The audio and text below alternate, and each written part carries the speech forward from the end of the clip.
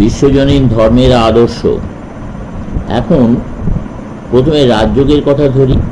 এই রাজযোগ, এই মনোসংযোগের ব্যাপারটা কি? ইংল্যান্ডে আপনারা যোগ কথাটির সহিত ভূত প্রেত প্রভৃতি নানা রকমের কিম্ভূত কিমাকার ধারণা জড়াইয়া রাখিয়াছেন। অতএব প্রথমেই আপনাদিগকে ইহা বলিয়া রাখা আমার কর্তব্য বোধ হইতেছে যে যোগের সহিত ইহাদের কোনো সংস্রব নাই। এগুলির মধ্যে কোনো যোগেই তোমাকে যুক্তি বিচার পরিত্যাগ করিতে, অপরের দ্বারা প্রভাবিত হইতে অথবা পুরোহিত কুল যে কোনো পর্যায়েরই হইক না কেন তাহাদের হাতে তোমার বিচার শক্তি সমর্পণ করিতে বলে না। কোনো যোগী বলে না যে তোমাকে কোনো অতিমানুষ ঈশ্বরদূতের নিকট সম্পূর্ণ আনুগত্য স্বীকার করিতে হইবে। প্রত্যেকেই বলে তুমি তোমার বিচার শক্তিকে দৃঢ়ভাবে ধরো, তাহাতেই লাগিয়া থাকো।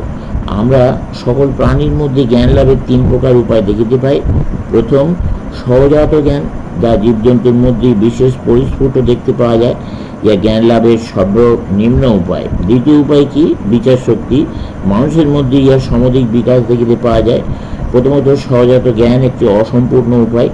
জীবজন্তু সকলের কার্যক্ষেত্র অতি সংকীর্ণ এবং এই সংকীর্ণ ক্ষেত্রে এই সহজাত জ্ঞান কার্য করে। মানুষের বেলায় দেখা যায় এই সহজাত জ্ঞান বহুলভাবে বিচার শক্তিতে পরিণত হইয়াছে, সঙ্গে সঙ্গে কার্যক্ষেত্র বাড়িয়া গিয়াছে। তথাপি এই বিচার শক্তির যথেষ্ট অপ্রাচুর্য রইয়াছে। বিচার শক্তি কিছু দূর পর্যন্ত মাত্র অগ্রসর হইতে পারে, তারপর সে থামিয়া যায়, আর অগ্রসর হইতে পারে না। এবং যদি তুমি ইয়াকে বেশি দূর চালাইতে চেষ্টা করো, তবে তাহার ফলে এক পুরোপনীয় বিশৃঙ্খলা উপস্থিত হয়। যুক্তি নিজেই অযুক্তিতে পরিণত হয়। যুক্তি তখন চক্রাকারে চলিতে থাকে। দৃষ্টান্ত স্বরূপ আমাদের প্রত্যক্ষের মূলীভূত কারণ জড় ও শক্তির কথাই ধরুন। জড় কি? যার উপর শক্তি ক্রিয়া করে। শক্তি কি? যা জড়ের উপর ক্রিয়া করে। এইসব কথায় গোলমালটা কোথায়, তা আপনারা নিশ্চয়ই বুঝতে পারিতেছেন। ন্যায়শাস্ত্রবিদগণ ইয়াকে অন্যান্য দোষ বলেন। একটির অর্থাৎ জড়ের ধারণার জন্য অপরটির অর্থাৎ শক্তির উপর নির্ভর করতে হইতেছে, আবার অপরটি শক্তির ধারণার জন্য প্রথমটি জড়ের উপর নির্ভর করিতে হইতেছে। সুতরাং আপনারা যুক্তির সম্মুখে এক প্রবল বাধা দেখিতে পাইতেছেন, যাহাকে অতিক্রম করিয়া যুক্তি আর অগ্রসর হইতে পারে না।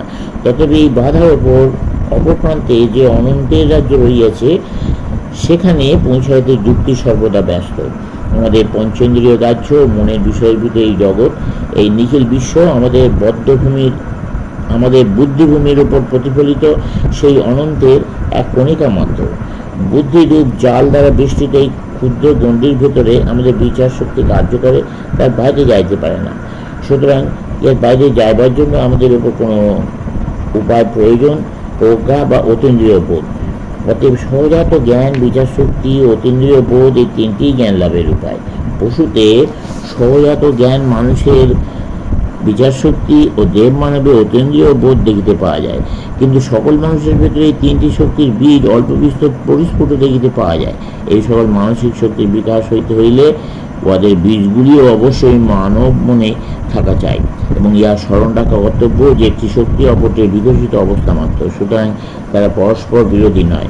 বিচার শক্তি পরিস্ফুট হইয়া অতীন্দ্রিয় বোধে পরিণত হয়। সুতরাং অতীন্দ্রিয় বোধ বিচার শক্তির পরিপন্থী নয়, পরন্তু তাহার পরিপূরক। যে সকল স্থলে বিচার শক্তি পৌঁছাতে পারে না, অতীন্দ্রিয় বোধ তাদেরকে উদ্ভাসিত করে এবং তারা বুদ্ধির বিরোধী হয় না।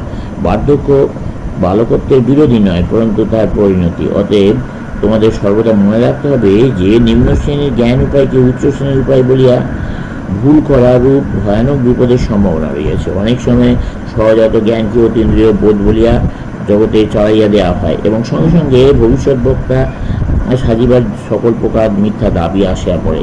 একজন নির্বোধ অথবা অর্ধোন্মাদ ব্যক্তি মনে করে যে তাহার মস্তিষ্কে যে সকল পাগলামি চলিতেছে সেগুলি অতীন্দ্রিয় জ্ঞান, এবং সে চায় লোকে তাহার অনুসরণ করুক। জগতের সর্বাপেক্ষা পরস্পর বিরোধী যত প্রকার সম্বন্ধ প্রলাপ বাক্য প্রচারিত হইয়াছে, তার বিকৃত মস্তিষ্ক কতগুলি উন্মাদের সহজাত জ্ঞান অনুযায়ী প্রলাপ বাক্যকে অতীন্দ্রিয় বোধের ভাষা বলিয়া চালাইবা দেবার চেষ্টা ছাড়া আর কিছুই নয়। প্রকৃত উপদেশের প্রথম লক্ষণ এই হওয়া চাই যে ইহা কখনো যুক্তিবিরোধী হইবে না, এবং আপনারা দেখিতে পাইবেন উল্লিখিত সকল যোগ এই ভিত্তির উপরই প্রতিষ্ঠিত। প্রথমে রাজযোগের কথা ধরা যায়। রাজযোগ মনস্তত্ত্ব বিষয়ক যোগ। মনোবৃত্তি স্বয় অবলম্বনে পরমাত্ম যোগে পৌঁছিবার উপায়। বিষয়টি খুব বড়, তাই আমি এক্ষণে এই যোগের মূল ভাবটি আপনাদের নিকট ব্যক্ত করে দিচ্ছি। জ্ঞান লাভ করিবার আমাদের একটি মাত্র উপায় আছে। নিম্নতম মনুষ্য হইতে সর্বোচ্চ যোগী পর্যন্ত সকলেই সেই এক উপায় অবলম্বন করিতে হয়। গোটাই এই উপায়।